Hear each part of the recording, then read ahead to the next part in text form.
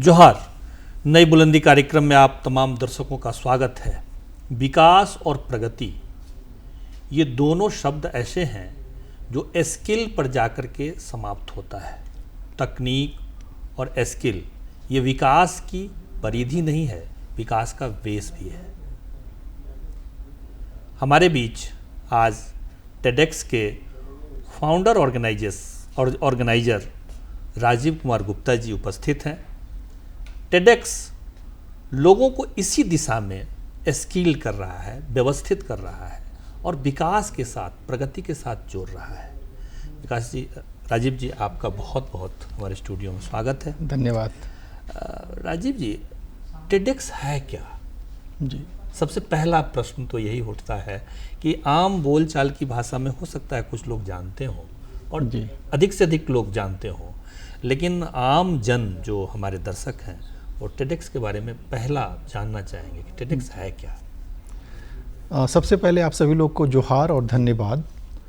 जैसा आपने पूछा कि टेडेक्स किस प्रकार का मंच है। जी हाँ, बिल्कुल जी, तो जहाँ तक मुझे जानकारी है और जब मैंने इस कार्यक्रम को करने के लिए प्रयास किया तो इसकी शुरुआत अमेरिका में 1984 में हुई थी। टेड के नाम से ही हुई थी और ये सोच थी कि विश्व में ऐसे गिने चुने विशिष्ट व्यक्ति अपने क्षेत्र में जिन्होंने अद्भुत कार्य किए हैं, उन्होंने अपनी सफलता के लिए कुछ ऐसे पैमाने वहाँ पे लेकर के कायम किए हैं। उस तरह के लोगों को अगर हम आपस में एक बार चर्चा के लिए बुलाते हैं तो उनकी सोच, उनके विचार और उनकी जो उपलब्धियां हैं समाज में एक बहुत बड़ा प्रेरणा का काम करेगी। तो 1984 से पूरे विश्व में ये कार्यक्रम हो रहे हैं। उन लोगों ने बाद में देखा कि अगर मैं एक महाद्वीप या एक देश तक सीमित रहूँगा तो जो अच्छी सोच है, जो अच्छे विचार हैं, उसका प्रचार और प्रसार सभी जगह एक ही जगह सिमट करके रह जाएगा। जी, विश्वव्यापी नहीं हो पाएगा। तो इस तरह से उन लोगों ने एक बहुत अच्छे ढंग से उसको क्रियान्वयन किया और इंडिविजुअल व्यक्ति को, हमारे और आपके जैसे लोगों को उन्होंने बोला कि मैं आपको लाइसेंस दे रहा हूँ कि आप टेडेक्स प्रोग्राम अपने राज्य में, अपने क्षेत्र में, अपने शहर में आप ऑर्गेनाइज कर सकते हैं। तो उन लोगों ने बोला कि जैसे ही आपको लाइसेंस हम दे रहे हैं तो जो पैरामीटर है, जो गाइडलाइन है, जो रूल्स रेगुलेशन है, वो हमने जो निर्धारित किए हैं उसके मुताबिक आपको ये कार्यक्रम अपने क्षेत्र में करना होगा और इसके लिए आपको हमें कोई लाइसेंस फीस नहीं देना है। अच्छा, लाइसेंस ये जैसे कोई मतलब फ्रेंचाइजी ले लिया या कुछ इस प्रकार का कोई फी ऐसा नहीं, कुछ भी नहीं। दे ओनली वो आपको चेक करते हैं कि आपके अंदर में वो जुनून है कि नहीं, आप इस तरह का अच्छे कार्यक्रम को किस तरह से करते हैं और अपने अच्छे लोगों को, आसपास के लोगों को कैसे वो मंच उपलब्ध कराते हैं जिससे कि आपके क्षेत्र में जो लोग रह रहे हैं, आसपास में जितने लोग, उनको किस तरह से लाभ पहुंच रहा है। तो ये प्रश्न हमेशा उठता है कि ऐसा क्यों, इसकी ज़रूरत क्या है। हाँ, वही जैसे हमारा झारखंड है तो झारखंड तो नवनिर्मित राज्य है और कई प्रकार के गतिरोध, प्रतिरोध, परेशानियाँ यहाँ के आम जन में है। तो यहाँ जो ये कार्य कर रहा है, ये ऑर्गेनाइजेशन, वो किस तरह से काम कर रहा है? तो मुझे फिर वही लगा कि जब मुझे ये कार्यक्रम करने के लिए जो लाइसेंस की आवश्यकता है, तो मेरे काफ़ी अथक प्रयास करने के बाद में उनके द्वारा जो नाम सिलेक्ट होते हैं उनके अपने पैरामीटर है, उनके अपने रूल्स रेगुलेशन है। तो उन लोगों ने रांची के लिए टेडेक्स कांके के नाम से ये लाइसेंस मुझे दिया कि आप अपने क्षेत्र में, रांची में ये कार्यक्रम करें। और मैंने पहला कार्यक्रम 2020 में 23 फरवरी को रांची में किया था, जिसमें हमने लगभग 13 ऐसे विशिष्ट व्यक्ति जो अपने क्षेत्र में अच्छा मुकाम हासिल कर चुके हैं, उनको हमने निमंत्रण दिया, उनको रिक्वेस्ट किया और उनको रांची में बुला करके जो हमारी यहाँ पे कम्युनिटी है, जो हमारे लोग रह रहे हैं, वो लोग पार्टिसिपेट किए। जो लोग किसी कारणवश उस कार्यक्रम को नहीं आ पाए, अटेंड नहीं कर पाए, उनके लिए हमने लाइव स्ट्रीमिंग किया था यूट्यूब पे, फेसबुक पे, तो वो लोग देख रहे हैं। डिफरेंट मंचों पर आपने उसको प्रचार किया, प्रसार किया। हाँ जी, हाँ। उससे फ़ायदा लोगों को क्या हुआ कि एक जो सबसे बड़ी बात होती है कि मेरी समस्या दुनिया में सबसे बड़ी है, एक जो सोच होती है, और वो हमें कहीं ना कहीं सीमित कर देता है। तो टेड का पहला सिद्धांत है कि आइडियाज़ वर्थ स्प्रेडिंग। जो भी अच्छे आइडिया और विचार हैं, अगर हम सुनते हैं उनकी स्टोरी, उनके अनुभव, उनके द्वारा जो चीज़ उन्होंने पाया है अपने जीवन में, तो हर एक सफलता के पीछे जो कहानी होती है, कहीं न कहीं बहुत सारी असफलताओं का एक सम्मिश्रण होता है।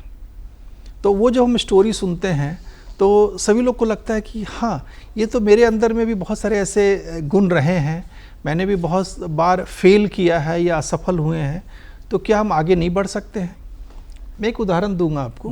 बिल्कुल। हमने एक हैना कर्न है, ब्रिटिश सिटीजन है, और वो उस वक्त वो वियतनाम में थी।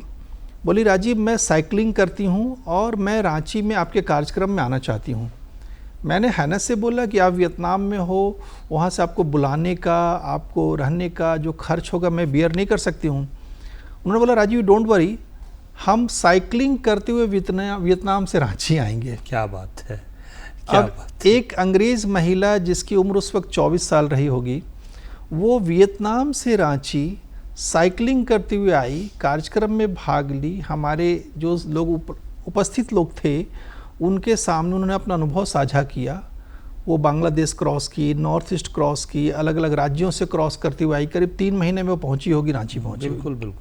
बिल्कुल ठीक बात है। इस तरह के व्यक्ति जब हमारे बीच में आते हैं तो पहला चीज़ दिमाग से निकल जाता है कि डर वाली कोई बात नहीं है, और डर के आगे जीत है। ये भी जो चरितार्थ हो जाता है कि अपने अंदर का, मन का जो डर है, जो परेशानी है, अगर हम उसको दूर कर सकते हैं, आगे की दुनिया।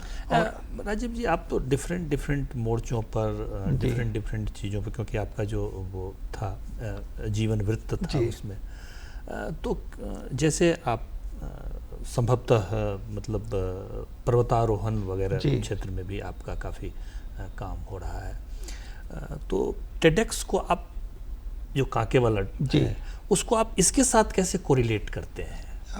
कैसे लोगों तक फायदा पहुंचा पा रहे हैं? जो मेरी जो अपनी सोच थी, और जो मेरे दोस्त हैं, मेरे सहयोगी हैं, मेरे परिवार के सदस्य हैं, बोले कि जब आप ये अच्छे काम कर रहे हो, इस अच्छे काम का प्रचार प्रसार और लोगों को अलग अलग क्षेत्र में हम कैसे मदद कर सकते हैं, कैसे उनको लाभ पहुंचा सकते हैं, तो मैंने एक संस्था का गठन किया।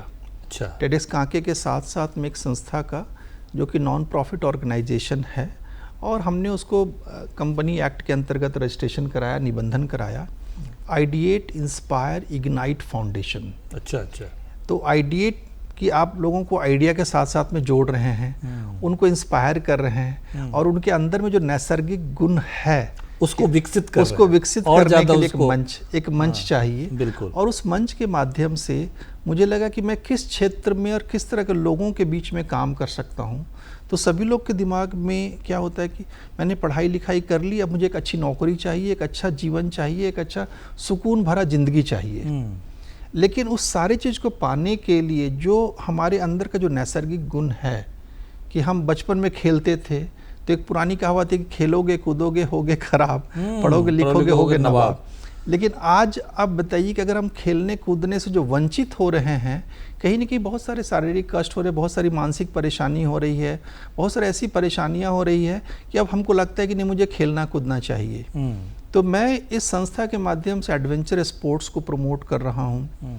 भारत के बारे में लोग कहते हैं कि यूनिटी इन डाइवर्सिटी, इंडियन जो कल्चर इतना रिच है, बिल्कुल, हर एक राज्यों में ऐसे अनोखे अद्भुत प्रयास होते हैं, लोग करते हैं, काम करते हैं। उनको कैसे एक मंच के माध्यम से हम उनको एक मौका देते हैं कि आपके राज्य में जो अच्छी चीज़ें उसको कैसे आप लेकर के आते हो।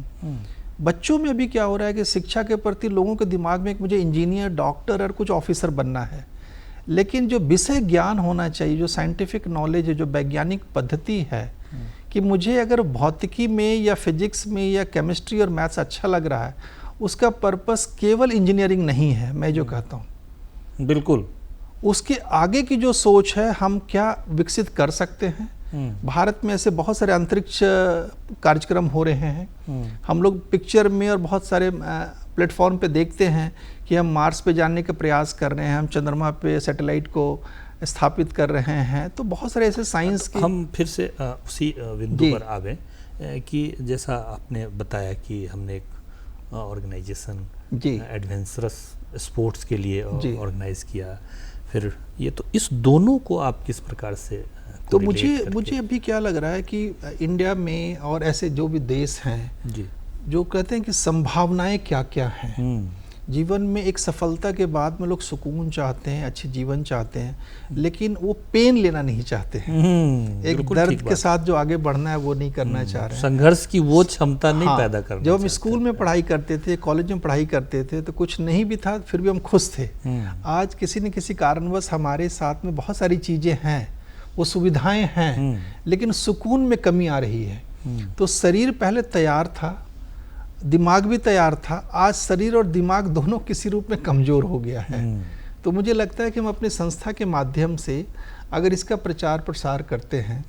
मैं अपने टेडेक्स कांके में एक व्यक्ति को बुलाया था, उनका नाम सत्यरूप सिद्धांत है, और वो विश्व के पहले ऐसे भारतीय हैं या उम्र में सबसे छोटे, मैं कहूँगा कि माउंटेनियर के रूप में, पर्वतारोही के रूप में, सबसे छोटे माउंटेनियर के रूप में, वो 7 महाद्वीपों के जो 7 हाईएस्ट चोटी है उस पर उन्होंने चढ़ाई किया है, और विश्व के 7 जो उच्च ज्वालामुखी पर्वत है वहाँ भी उन्होंने चढ़ाई किया है। अच्छा।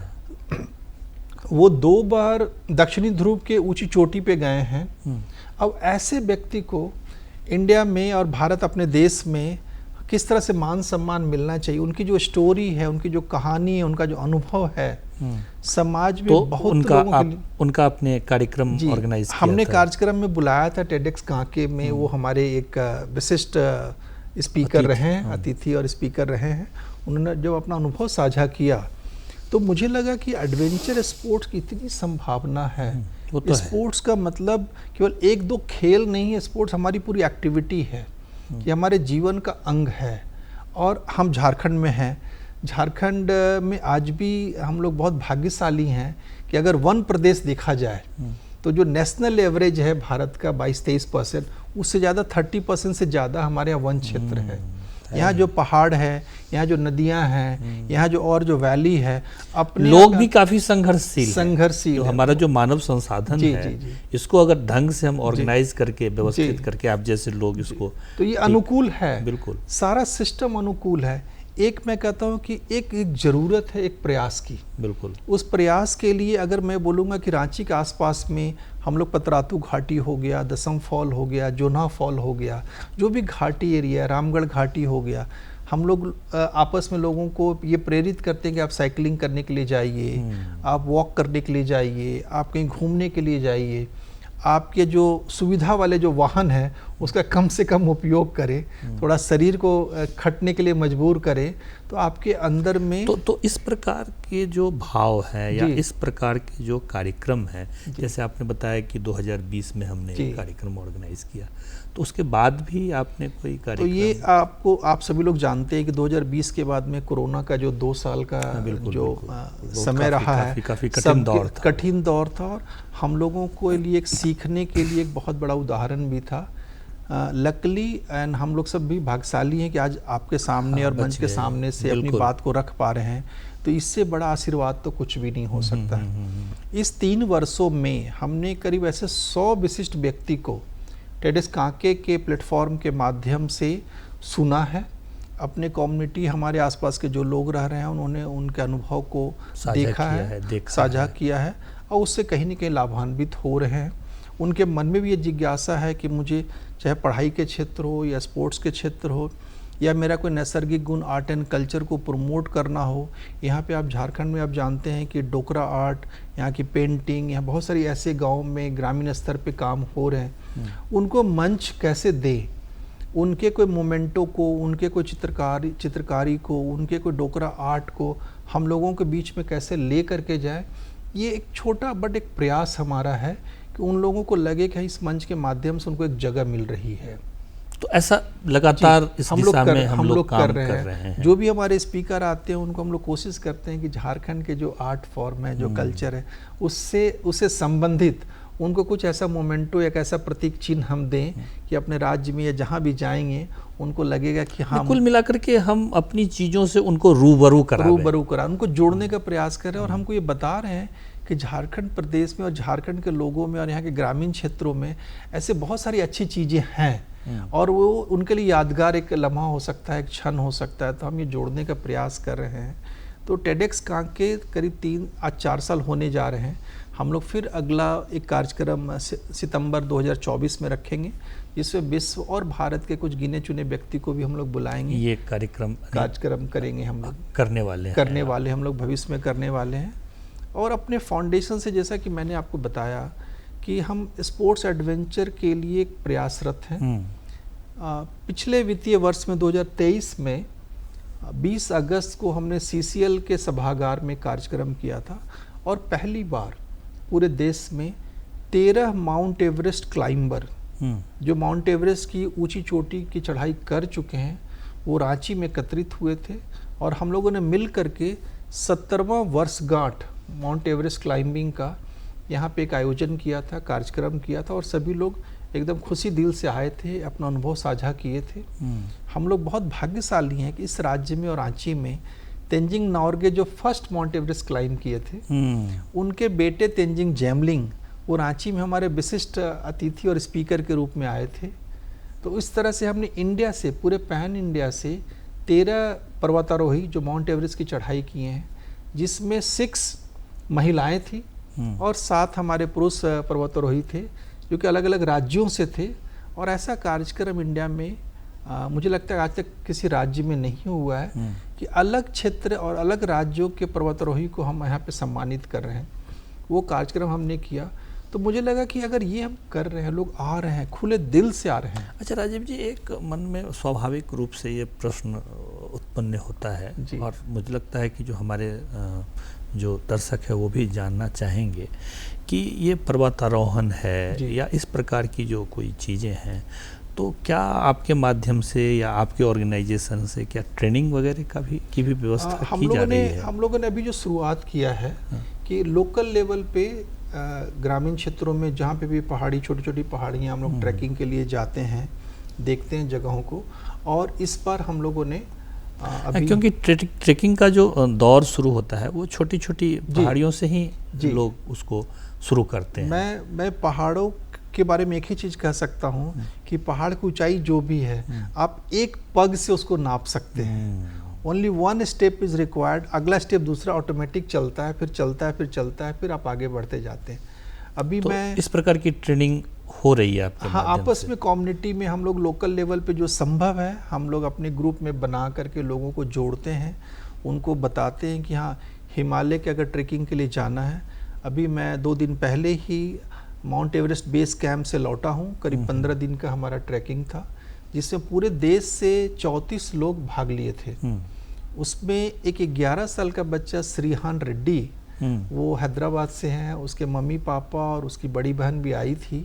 वो आराम से चलते हुए अपने उत्साह, अपनी ऊर्जा के साथ में माउंट एवरेस्ट बेस कैंप के पास में पहुंचा और उस पूरी सफलता के साथ में उसने उस पूरे ट्रैक को पूरा किया।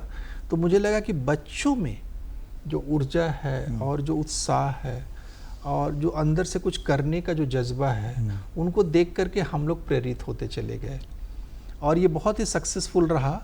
आज पूरे देश में सभी जगह उसमें से कुछ झारखंड के थे कि नहीं? झारखंड से हम लोग मैं बहुत फॉर्चुनेट हूँ कि मेरी बेटी जो झारखंड हाई कोर्ट में प्रैक्टिस करती है वो भी मेरे साथ में गई थी।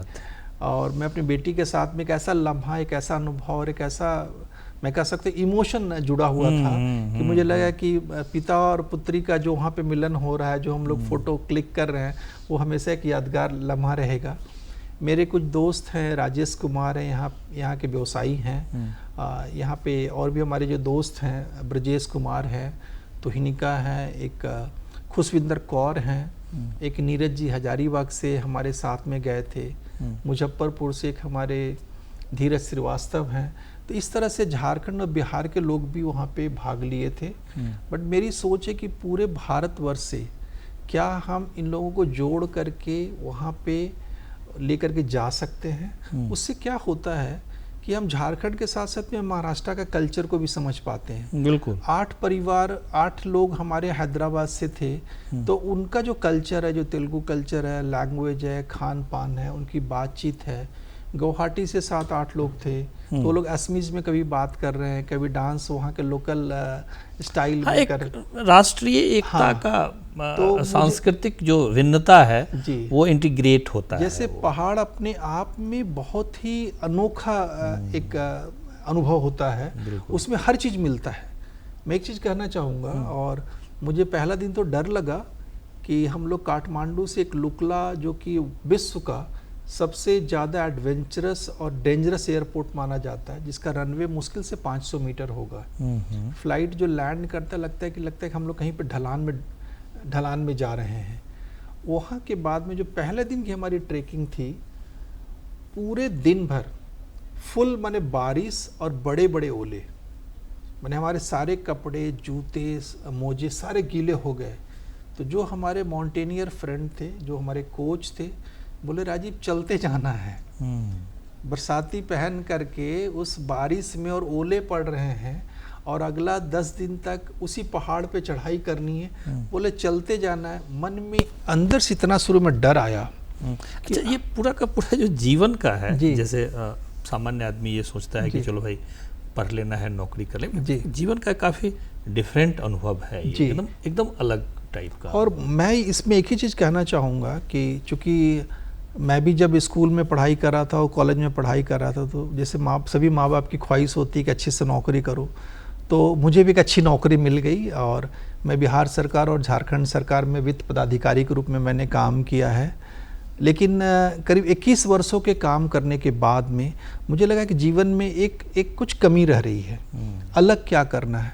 तो 2014 में, जिस वक्त मैं कोषागार पदाधिकारी डोरंडा में मैं पदस्थापित था, मैंने एक निर्णय लिया, क्या कुछ अलग कर सकते हैं, कुछ नया कर सकते हैं। जहाँ से हमने पढ़ाई की है, जिस कॉलेज में पढ़ाई की है, उसमें कुछ बदलाव ला सकते हैं। बदलाव लाने के 2 उपाय हैं, या तो आप नौकरी में रहते हुए कुछ बदलाव ला सकते हैं, या कुछ चीज़ों को छोड़ करके आप आगे बढ़ करके एक उदाहरण पेश कर सकते हैं। मैंने दूसरे पहलू को पे ध्यान दिया, और नौकरी से मैंने VRS स्वैच्छिक सेवानिवृत्ति के लिए आवेदन दिया। सरकार ने उसकी स्वीकृति दी और मुझे फ्री किया। वो फ्रीडम के साथ में अब मेरे मन में जो ख्याल है कि मैं क्या कर सकता हूँ, मैं क्या करना चाहता हूँ, तो मुझे लगा कि ये पूरा जो कैनवस है, जो ब्रह्मांड है, सब मेरे दोस्त हो गए हैं। मुझे आज के डेट में, आज की तिथि में किसी से कोई परेशानी नहीं होती है। मैं जो अच्छा काम करने के लिए आगे बढ़ता हूँ, 100 हाथ आगे बढ़ते हैं।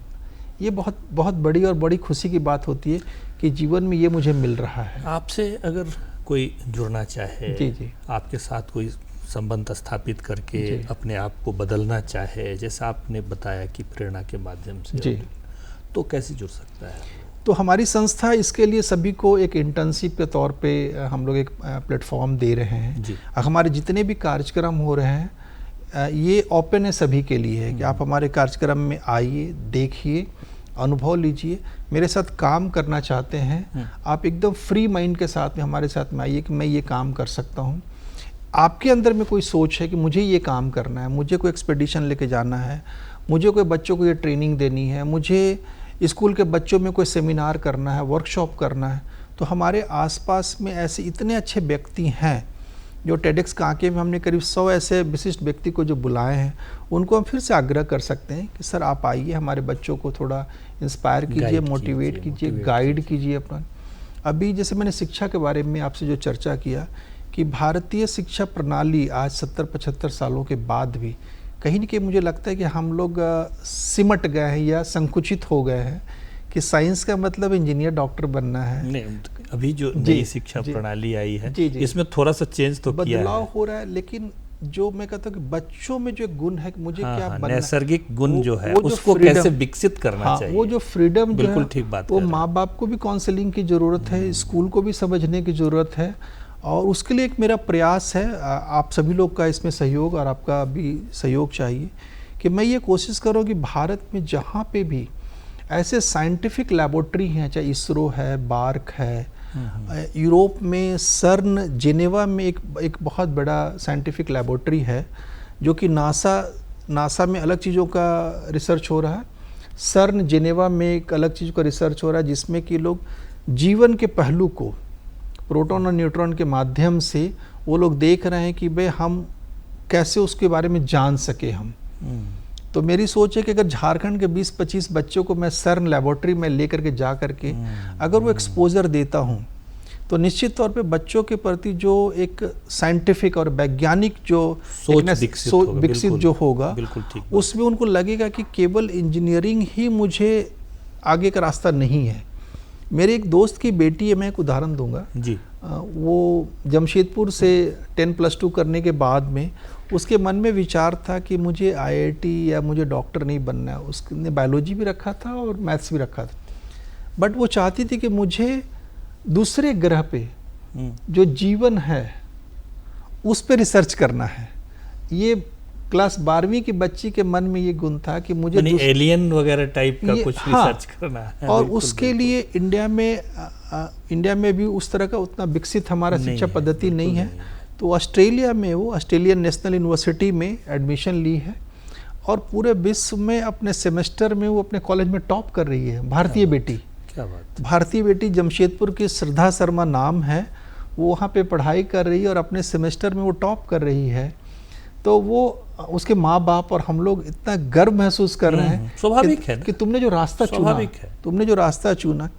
तो मैं ही बोलूँगा आज पूरे विश्व में ये जो कहते हैं कि डिजिटली हम लोग कनेक्टेड हो गए, सच्चाई है। इसके साइड इफ़ेक्ट की बात नहीं करूँगा, लेकिन जो अच्छी जो चीज़ें हैं विश्व में जहाँ भी अच्छी चीज़ें हैं हम लोग उसके पास पहुँच सकते हैं, अपने बच्चों को भेज सकते हैं। बच्चों को एक उदाहरण हम दे सकते हैं कि तुम वहाँ जा कर के सीखो, पढ़ाई करो और अपने जीवन के साथ साथ में एक मीनिंगफुल लाइफ को कैसे जीना है इसके लिए आप प्रयास कर सकते हो और हम लोग भी कोशिश कर रहे हैं। हमारा जो काके का है जी, वो मीनिंगफुल जीवन, व्यवस्थित जीवन और पैशन के साथ ही साथ स्किल डेवलपमेंट, ऐसे तमाम विषयों को लेकर के संवेदनशील है जी, और इसी दिशा में काम भी कर रहा है। आप हमारे स्टूडियो में आए राजीव जी, आपका बहुत बहुत आभार, बहुत बहुत धन्यवाद। ऐसे ही विषय पर हम आगे भी चर्चा करते रहेंगे। तब तक के लिए हम अपनी टीम के साथ विदा लेते हैं। नमस्कार, जोहार। आपको बहुत बहुत धन्यवाद, जोहार, और सभी को नमस्कार।